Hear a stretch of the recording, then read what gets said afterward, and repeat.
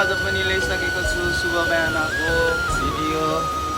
सबभन्दा पहिला सबैजनालाई भन्न चाहन्छु गुड मर्निङ सबैजना। सन्चै राम्रै हुनुहुन्छ होला, म पनि एकदम ठिक छु। आज चाहिँ मेरो काम के हो तपाईँहरूलाई देखाउन जाँदैछु। अन्तिमसम्म हेरेर लाइक कमेन्ट सेयर फलो गर्न नबिर्सिनु होला साथीहरू।